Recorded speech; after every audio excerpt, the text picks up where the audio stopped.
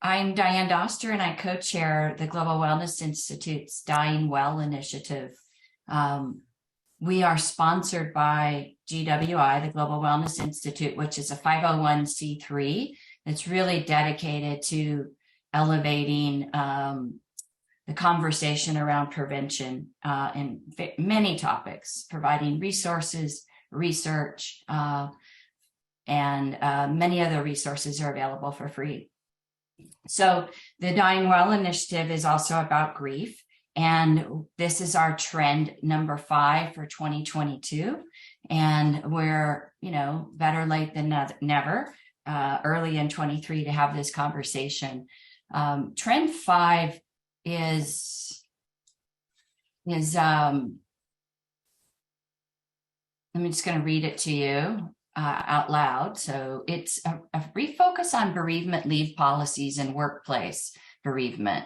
With the significant loss and grief that's come with the global pandemic, there has been such a huge shift in the understanding and the support of the grieving process.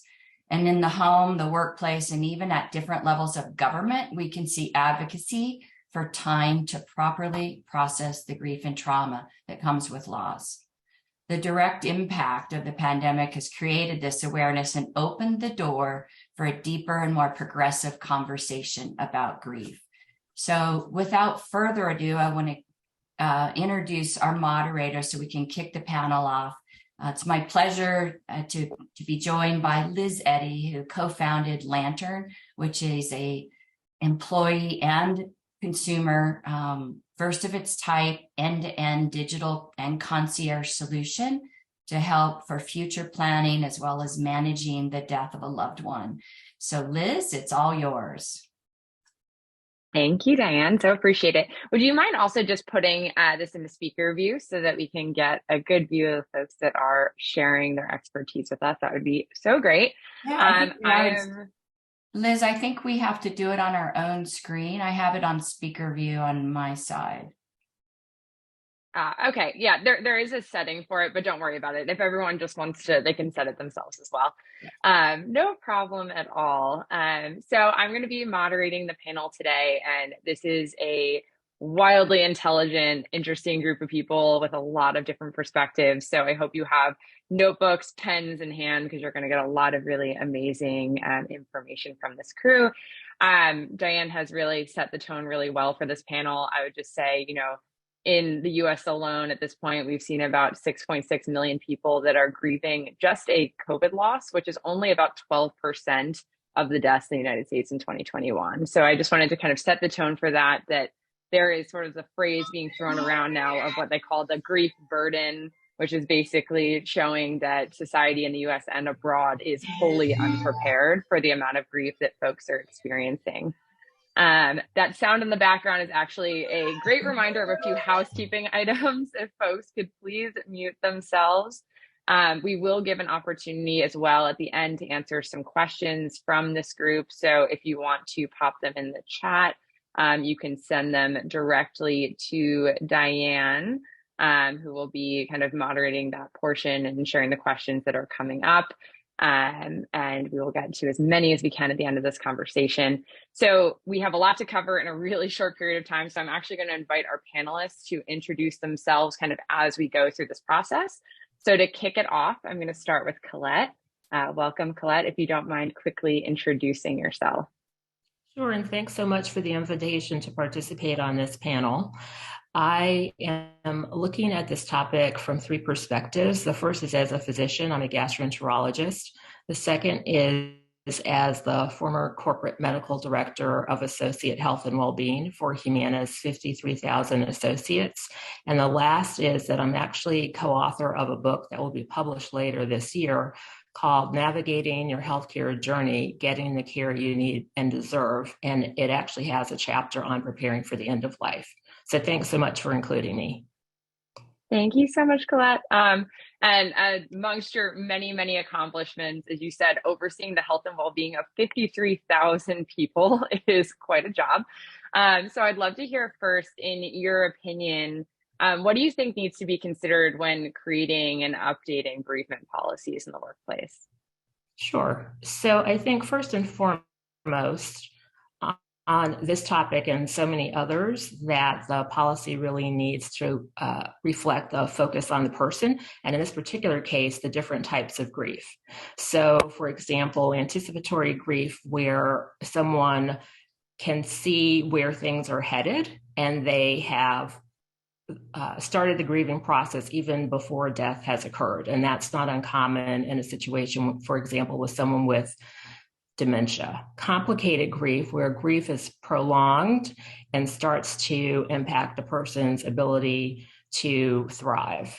And then you have COVID-19 deaths, which are so very different given that people were dying alone and the disconnect between families and PTSD that I think was a part of that picture for healthcare workers, for patients, for their families. And then when you start looking at things like death in a fraught relationship, or death related to violence, death related to war, death of a new life. So for example, if someone has a miscarriage or a stillbirth, those are very different situations. So all those things need to be taken into account with sensitivity.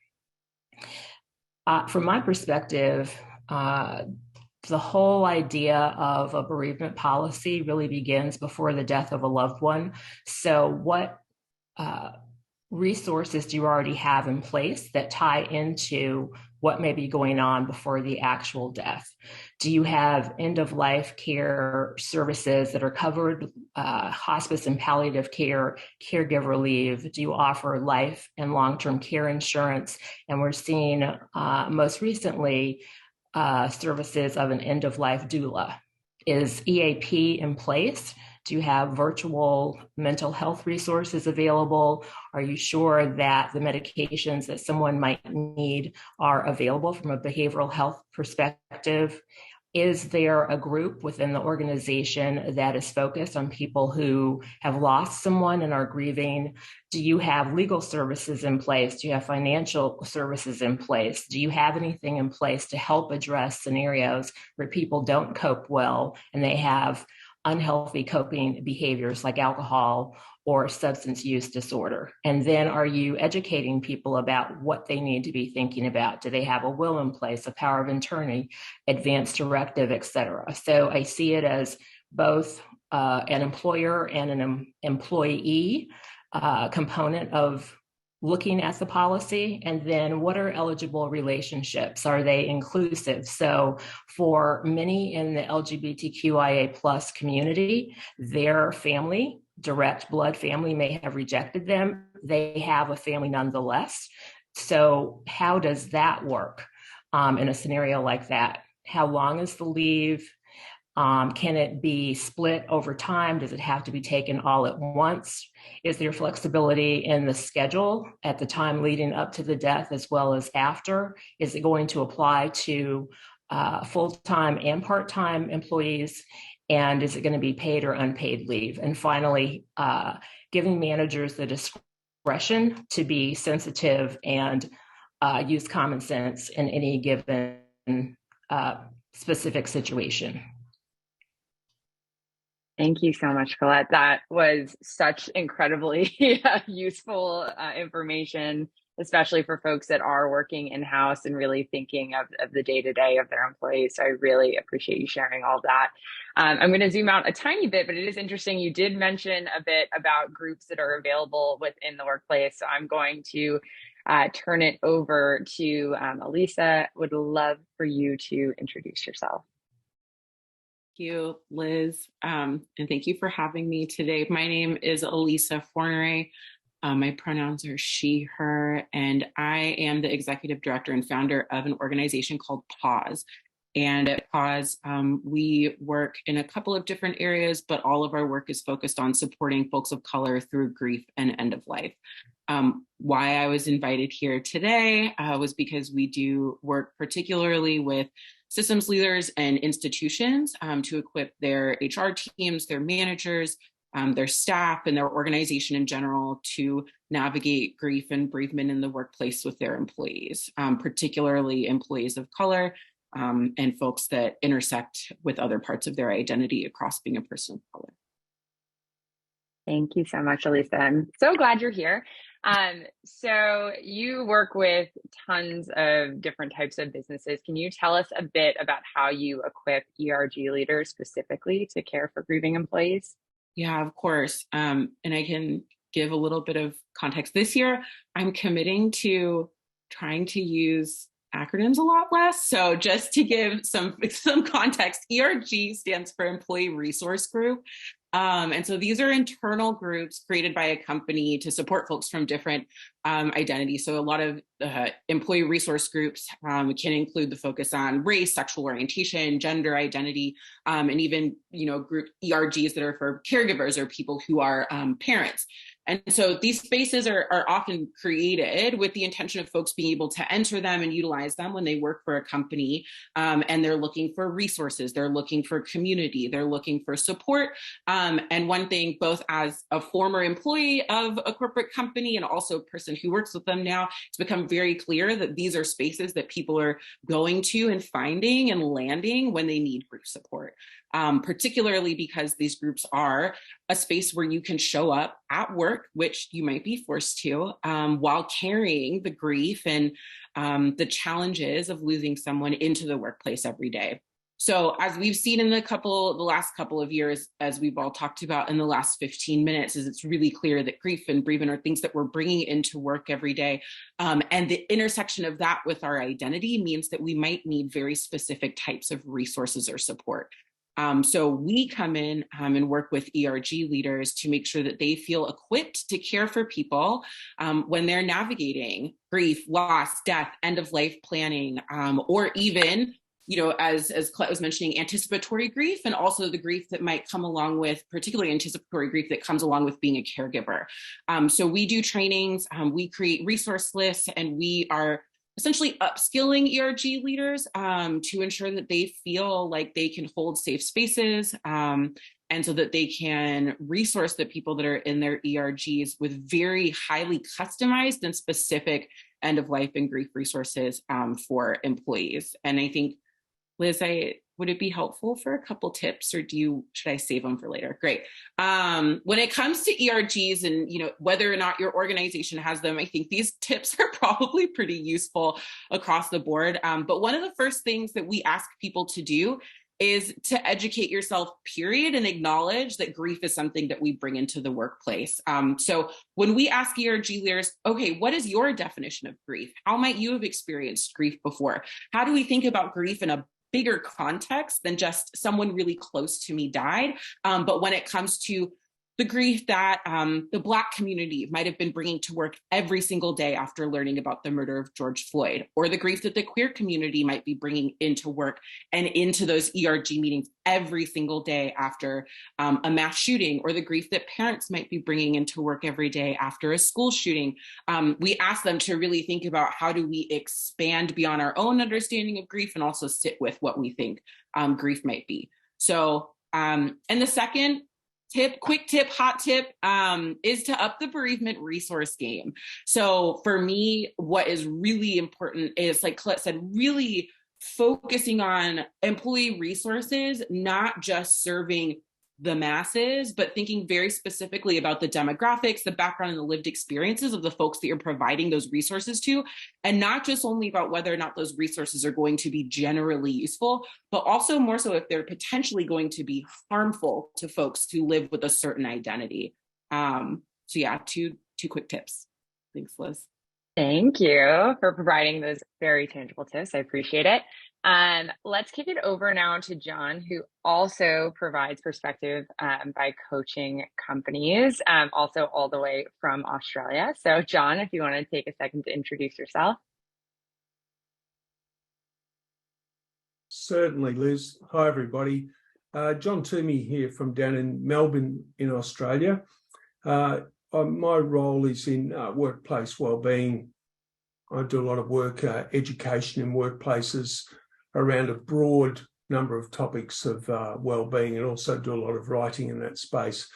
And currently I'm sitting as the global chairperson of the Workplace Wellbeing Initiative for the Global Wellness Institute. Thank you so much. So you spend a lot of time coaching folks and in groups and one-on-one sessions. Could you share a few tips for holding space for another person who's struggling with intense feelings around grief? Yeah, it's really interesting. I'm glad you sort of asked me about this, because one of the things that's really misunderstood is that feelings are feelings. They're not mental. They are a phenomena that we all experience in our lives. And those feelings can be very, very intense sometimes. And the reality of feelings is that the only way through them is to go through them. And sometimes that can take a lot of time. The way to slow it down is to resist the feeling. And so when somebody's experiencing grief, those feelings are very, very intense, and they need space and they need time to fully experience that feeling. It could take days, it could take weeks. We learn a lot from Indigenous cultures. I know with the Australian Aboriginals, for example, if there's a death in the family, then the community come together, they lay out a rug, the family sit on the rug, and one at a time, other people from the community come and sit on the rug with the family, and they all howl and they fully experience their grief and all the emotions that come from that. And then eventually they move on and somebody else replaces them. Now, I'm not suggesting that that's got to be done in the workplace, but what we need to get much better at in the workplace is giving people the space and the safety to experience what they're experiencing. And the challenge is that if people have got thoughts that they shouldn't be experiencing it, or that somebody's judging them, or that it's not the right thing to do when they're at work, well, immediately they go into resisting that feeling, and all that does is just prolong the feeling. It creates a lot of mental disturbance, it creates a lot of stress and a lot of worry. And so really our job in the workplace, if somebody is experiencing grief, is to really be sure that that person knows that they've got the space and the time and the safety, that if those feelings come up, that they can just be with those feelings and allow themselves to go through. And the best thing anybody else can do is just sit with them and be with them. You know, when we try to talk to people who are experiencing things, we're just putting them into their mind, we're dragging them out of the feeling, and you can't speed up somebody's journey through this, you know, encouraging words or trying to distract them or anything like that. That might make you feel better, but it doesn't really help them. So just sitting beside someone and just holding the space is a really cool thing to do. Thank you so much, John. There's already so many amazing insights already here in this group. We're going to zoom out even a little bit further. I'm going to ask that Joyelle introduce herself.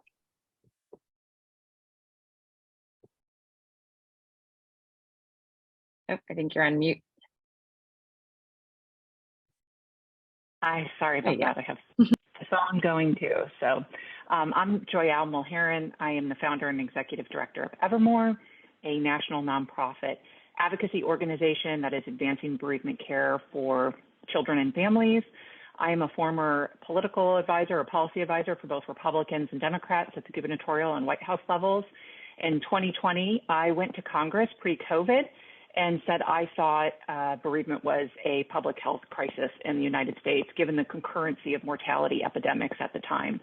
Of course, a few months later, COVID-19 hit, and my work with Congress has been underway ever since. And so today we've championed a few things through Congress, attaching it to the U.S. budget process. So now HHS and other federal agencies are beginning to pay attention.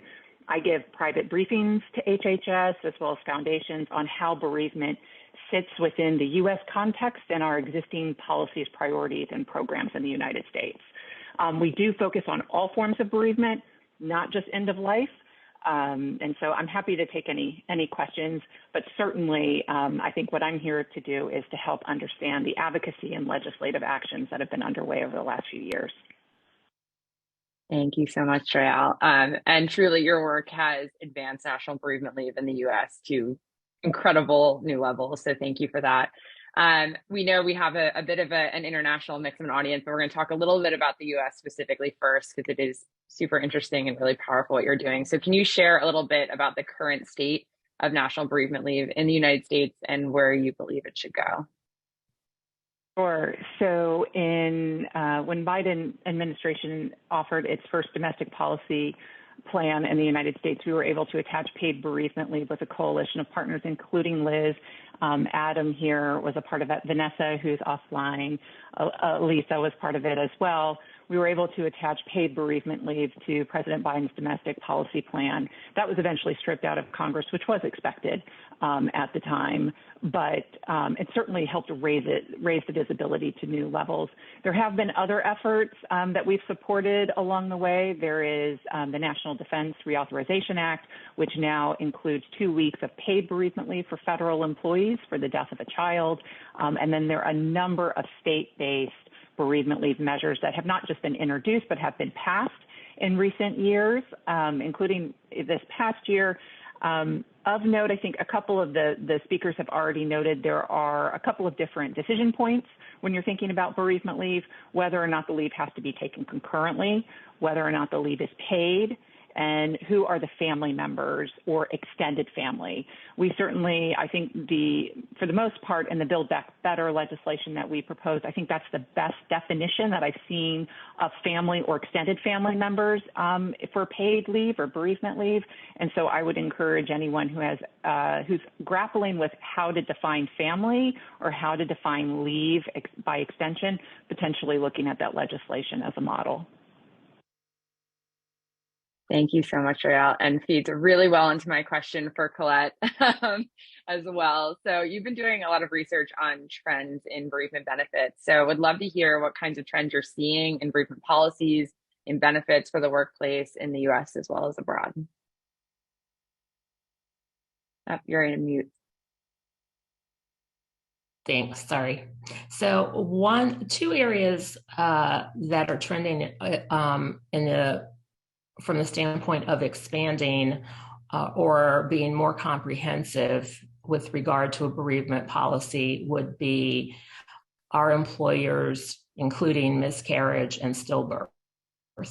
So back in 2020, 31% of large employers were including both of those, and that trend continues.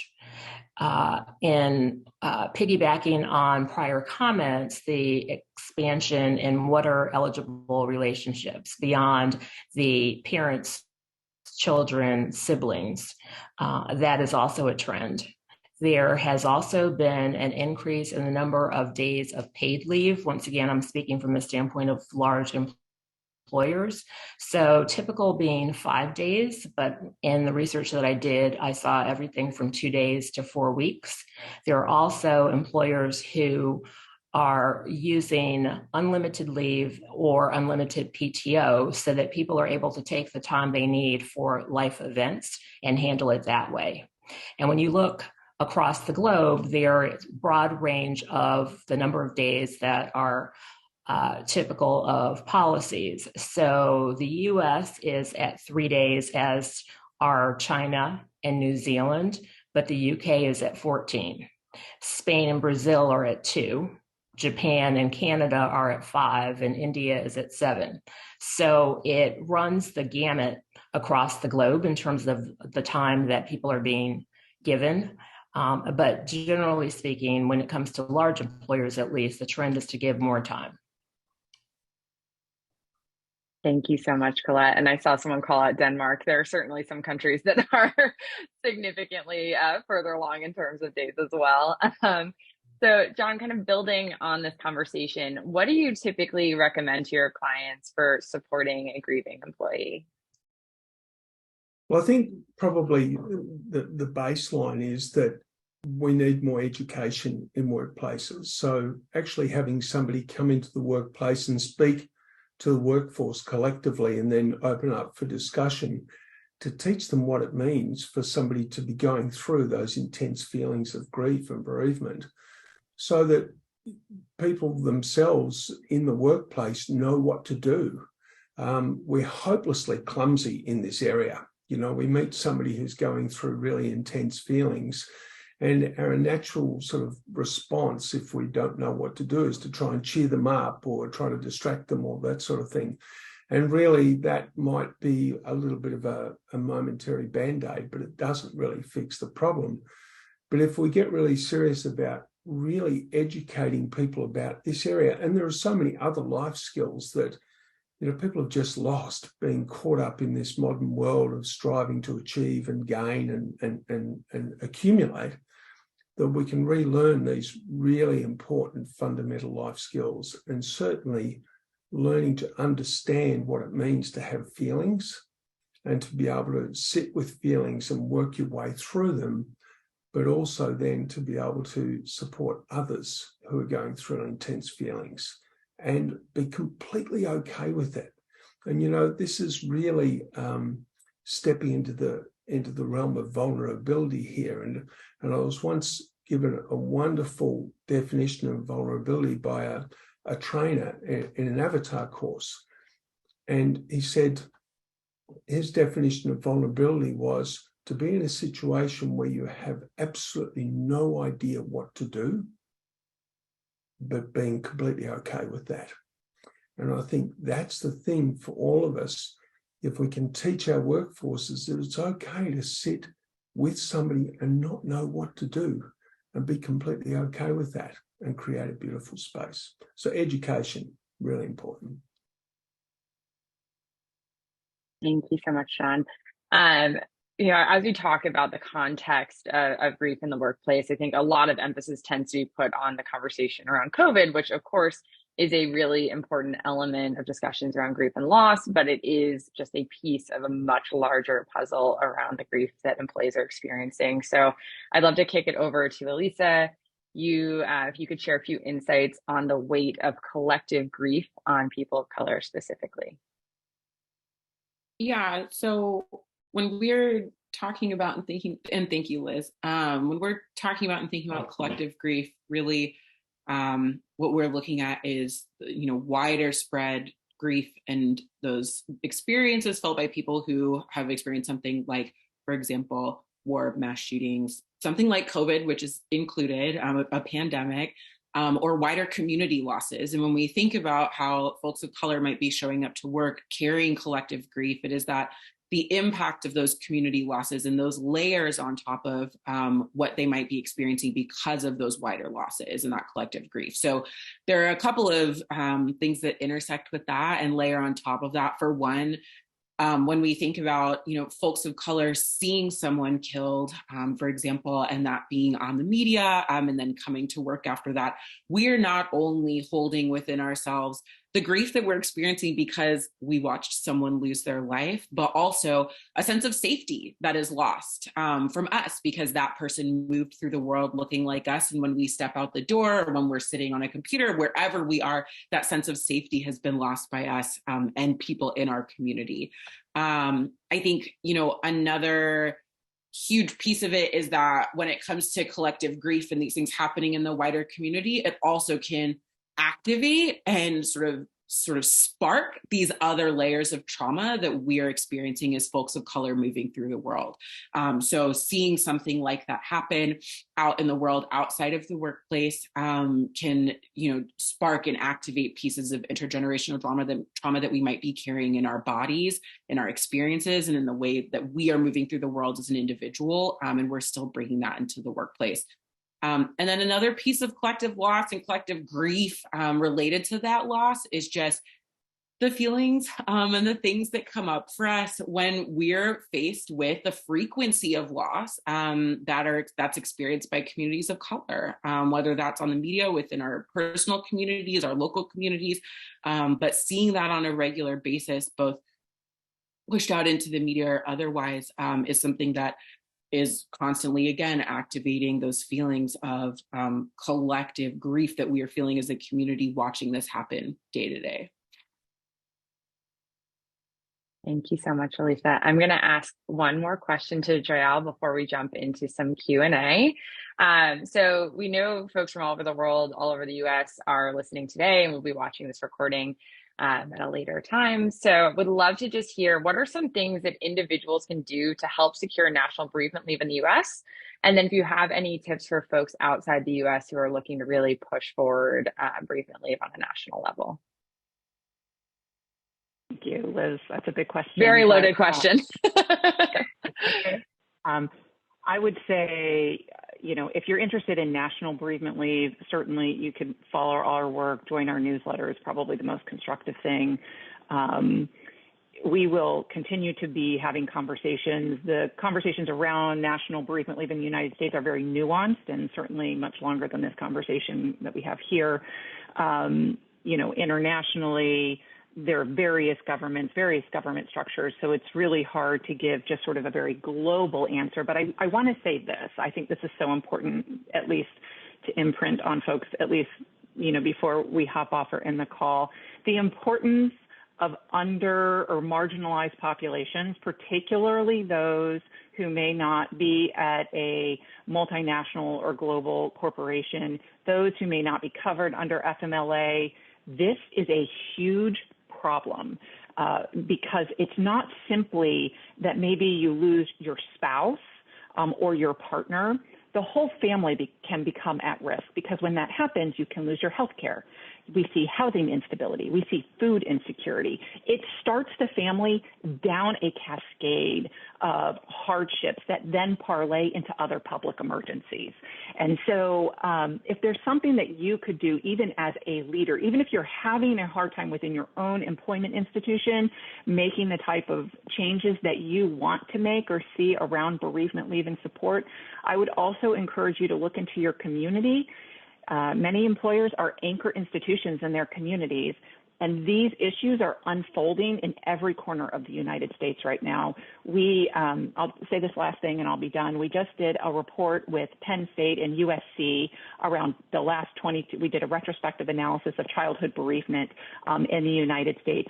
It has increased in every state and across every racial and ethnic population over the last 22 years. Indigenous children and Indigenous families, who I don't see largely represented here, I don't want to make it too many assumptions, they are in crisis. Overdose and suicide in the United States have decimated those families, and we need to do more to be lifting up those families who may not have access to large employers or to the income or resource streams that many others do in the United States. My last point is the Bureau of Labor Statistics has pointed out that about 90% of the top 10% of wage earners in the United States have access to paid bereavement leave.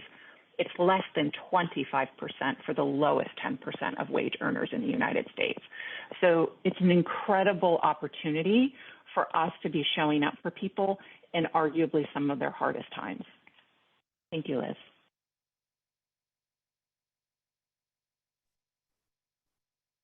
Thanks so much. Diane just sent me one question. I don't know if you want to jump in with another, but I will just read this one that came directly to her.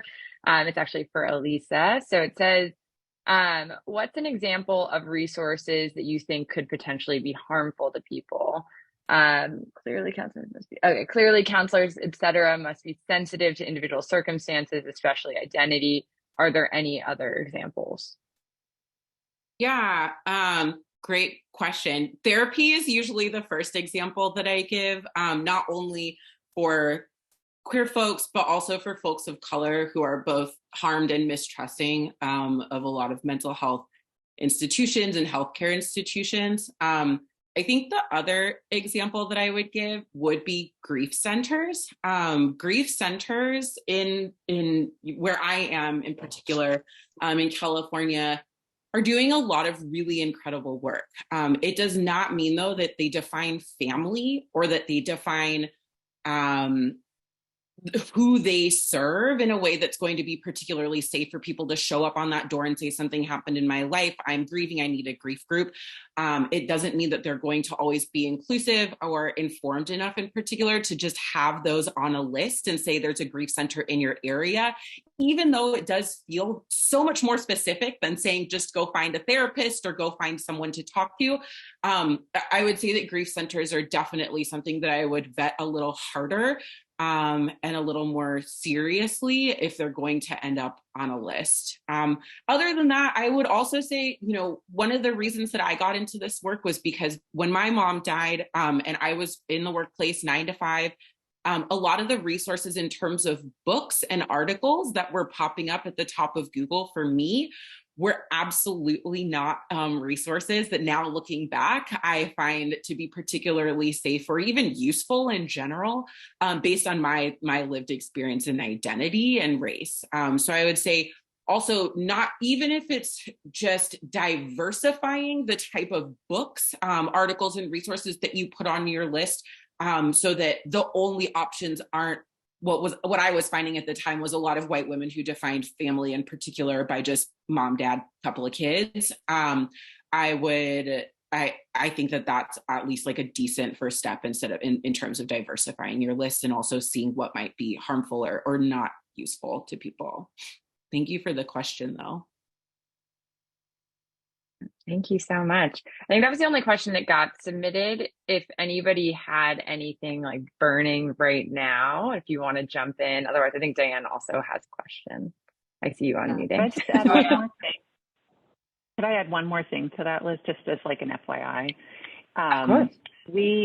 So right now there are no credentialing standards for grief therapists in the United States. So effectively, just about anyone can say that they are qualified to attend to someone who has experienced a death event. And I have found that highly problematic for lots of different reasons. And so this past iteration of the U.S. budget, we did attach language that the U.S. government now is setting standards, so that now you as an employer would have a filtering mechanism so that the people that you would potentially be referring other people to will have gone through some sort of examination or review. It's going to take some time for that to be underway, but that effort has it's beginning now. Yeah, Joelle, that's a fantastic point, because some of the more common resources I think that folks promote as employers, like things like Talkspace, BetterHelp, the only mechanism for deciding if you're a grief counselor is ticking a box. So that's just something to keep in mind. Are there any other questions from the group? Liz, I have a question at large to the panelists, to yourself, to our audience. And it's really about, like, I know we have some people here that are solopreneurs, that are death doulas or bereavement counselors, as well as tech innovation solutions in the death tech, end of life, grief space, you being one. Does anyone have any thoughts about the best way to get these purposeful, intentional services and solutions to market, to the people, to the employer, to make those decisions so that people have them available? Maybe you have some wise expertise on that. I mean, I'm happy to jump in. I think Elisa and I have talked about this extensively over the years. But as I'm sure many of you have, I think in terms of reaching employers, I think one of the biggest challenges that we've faced is this is still very much considered a niche problem, which is pretty, like, you have to almost laugh at it by how absurd that phrasing is about this topic. But there is very much a treatment in a lot of sort of HR and benefit circles that, oh, this will only really benefit a handful of people a year. Meanwhile, we have X, Y, and Z other offerings, maybe it be, a gym membership or whatever it is that, 85% of people are going to use this. So this is a much better, time spent. And so, what I often talk about with employers is statistically, there's absolutely no logic to this being a niche issue. But even if you're thinking about, getting down into, ROI and the actual impact it has on your employee base, the mistreatment of somebody when they're experiencing a loss has a ripple effect. And it's not just that singular individual, which you should be treating well to begin with, but it has a ripple effect of their immediate family, their network, their team, the people that they work with in the office. It really shows a level of disrespect that leads to a lot of disloyalty for employees that are not just experiencing it, but also sitting around it. And so we've been really pushing employers to think a bit more broadly about how this issue impacts their workforce, and not just sort of on the one individualized experience that maybe they're thinking of from, a year ago or 2 years ago. And also just recognizing too that if you think it's not happening in your workplace, it's because your employees don't feel safe enough to tell you. Yeah. Well, maybe there's an opportunity to do more education with benefits brokers and consultants who are advising, companies. But I see one of our death doulas is saying, yes, I would like to know more about how, to penetrate that and be available. We have another question from Miss Stephanie Ludwig. The question is, what experiences have the panelists have had with spiritual and religious resources for bereaved people? What have they seen to be helpful or unhelpful?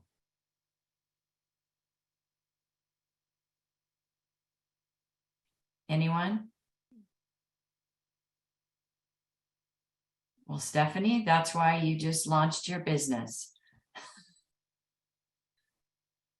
Yeah, I work with a lot of folks of color who provide I would say that they would probably more often use the term spiritual resources for folks who are grieving and experiencing bereavement. Is your question, Stephanie, though, about sort of what kinds of resources have we seen employers take to utilize and respond well to, or just more generally, what experience have we had with those types of resources for people? Because I will say, I know that highly specific and customized resources, particularly for folks of color, if they intersect with their religious background or spiritual background, have been incredibly impactful. And I would invite anyone to share with me more resources that fall into those buckets. But in terms of the workplace, I don't know if that's more so what you're asking about. Stephanie, do you want to? Yeah, I'm happy to be more specific. I would say both and. I was just curious, given your wide-ranging expertise, all of you, what you have seen, whether it's in the wider world or in the workplace. I love the example you just gave of religious community being a source of support. I know in other cases that's not true. So I was just curious to see what you've encountered, especially within the context of grief counseling and grief therapy. I know a lot of spiritual and religious work can sometimes be unhelpful, not safe, disruptive. So I wanted to know what you've seen out there in the world. So that was a helpful response. Thank you. Yeah, no, absolutely. I think one thing that comes to mind, so we run a cohort and I would invite I just always invite anyone to get in touch with me, but I invite anyone and everyone to get in touch with me because currently we run a cohort specifically for folks of color, but it's for people who work in the end of life industry. And one of the folks, Marielle, who came through our cohort this last year, she does a lot of work, particularly around grief and bereavement and the intersection of Catholicism as a person who was raised Catholic, and how those beliefs, that system, the institution can both be incredibly helpful and harmful when trying to express and talk about grief in the ways that she wants to with her community and the Filipino community today. So I would be happy to share some of her resources, but I think that's what I've seen. And then in terms of the unhelpful bucket, particularly I'm having a lot of conversations with organizations right now about how to tackle the intersection of grief and death and the queer community and their background being raised in or experiences with religious institutions and sort of where those things, like you said, can sometimes be helpful and sometimes be harmful, depending on what the institution is that you're showing up to or seeking support from. So those are just a couple of things that come to mind for me. Great. I just want to point out Rashida's comment that additionally our society greatly values functioning, quote unquote, and employers often do not create space to speak about bereavement issues that arise for their workforce. I think that's just such an important point that, if we had healing spaces at work, and you could go in and be still and quiet when you needed to, whatever that, healing means to you. But at the same time, you might not want to be home. Maybe work is a distraction, so that, teaching each other how to communicate and ask for what we need. I think there's a real opportunity there. Thank you, Elisa. Then I think John wants to add to this topic. Yeah, and the last topic too, if I could, Diane. Firstly, I learned a lesson some years ago working with a physician who's perhaps one of the world's leaders in emergency medicine. So whenever there's a disaster somewhere in the world, wherever he is, they just come and pick him up in a helicopter and take him to that part of the world and drop him into the zone. It might be an earthquake or whatever. And his role is to work out what's needed and direct the effort to restore order and care for people.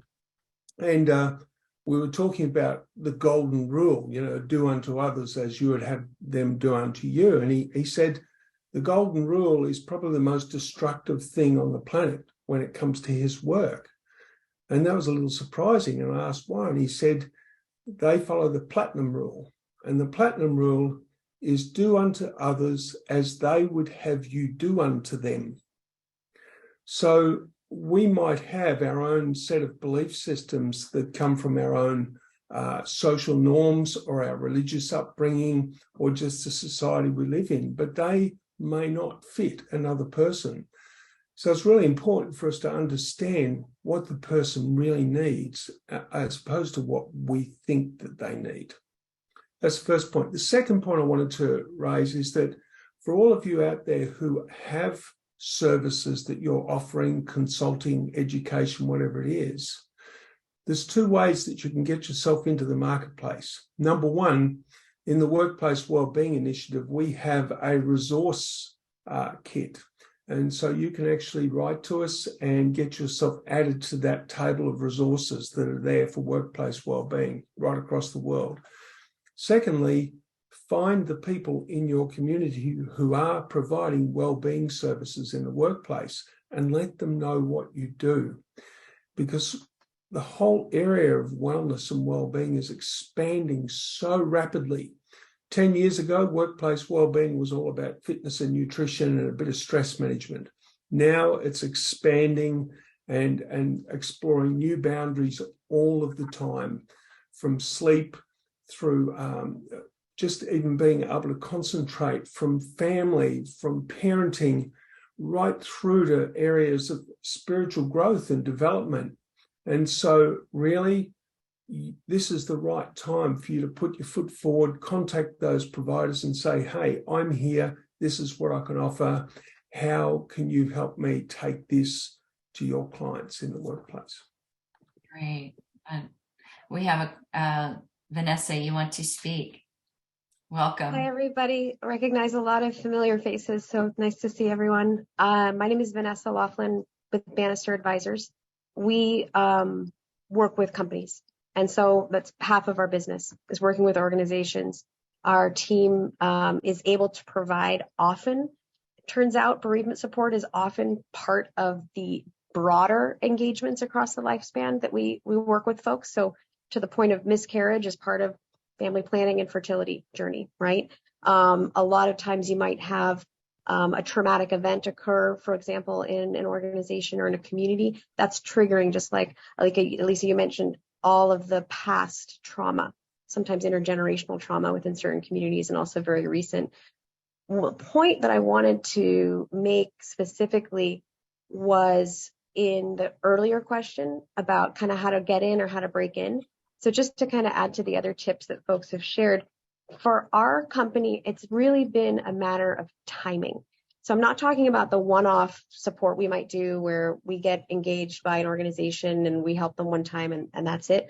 But the contracting and the renewal process, that regular support and that relationship being built, what we find, for good or for bad, so all judgment aside, it really has to do with the distance between the most recent major loss event. So an act of violence in a workplace, for example, or in a community, the loss of a spouse or child or partner of, unfortunately, a more senior, more visible person, typically in the organization, or someone who's maybe been there a long time and has a lot of connections, depending on the size of the organization. And then also the death of an employee is probably the number one triggering event for what really brings it top of mind. And again, just to add to what everyone was saying, it's the unfortunate reality that people think this idea of our own mortality is somehow off in the distance and not actually happening every single day all around us. And to their current employees, I will say we've had some nice conversations about cultural norms within this. And a lot of us do come from different cultural backgrounds, religious backgrounds, different identities. I would say the norm for a lot of organizations that aren't psychologically safe is if you don't know if it's okay to talk about your miscarriage, if you don't know if it's okay to talk about your father's death, it's not okay to talk about what's going on within your family or in your community, you're always going to err on the side of not speaking at all. And so I think that just the elevating the conversation, continuing to be forming groups and this type of community that we're building, and thank you Evermore and Liz and everyone else for what we're building. I think that is what we can do, and then having that readiness to respond, because unfortunately where things are right now, it's almost like without that trigger, it can be very hard to make the case. I will shout out one benefits provider that we love, Lockton. They work with organizations all over, because Lockton themselves have experienced loss, because they're not only benefits brokers, they're employees in a company, right? They haven't been able to be, in a way, evangelizing for this idea that you don't want to have it always be in a response mode. You want to, I love the term you used, upskilling, right? The capacities of an organization to be ready for that. So not just about disaster response, it's about preparation and readiness. And so I think that those are the kind of couple big concepts to keep in mind. Thank you so much, Vanessa. I can't believe we are almost up on time. So I'm going to pause the Q&A, but if any other questions come up, absolutely you can pop them in the chat. We can kind of circulate to the right places. I'm going to just quickly, before we wrap up, ask each of the panelists if they want to share any final remarks, and then also just sharing how they can find you, how they can find your work. You could also pop it in the chat so they can find it. Elisa, do you want to kick it off? Oh, yeah. I was going to try and think of something, but honestly, I'm just sorry. Like, no, it's okay, Liz. It's okay. It's okay. No, I think all I have to share is the fact that as I saw people coming into the room today, I feel like, my first tip of get educated, like, it's just really beautiful to see that box ticked by all of the people in the room today. The fact that, Liz and I were doing these types of webinars a couple of years ago, and it was a struggle sometimes to get people into the room. And I think that it's really incredible that we're still having this conversation and continuing to have this conversation. So I don't really have anything to share other than please get in touch with me if anyone's interested in chatting or partnering or getting added to some of the work that we're doing when it comes to supporting folks of color very specifically. So, and I'll share my contact info in the chat. Thanks, Elisa. Colette, do you have any parting words?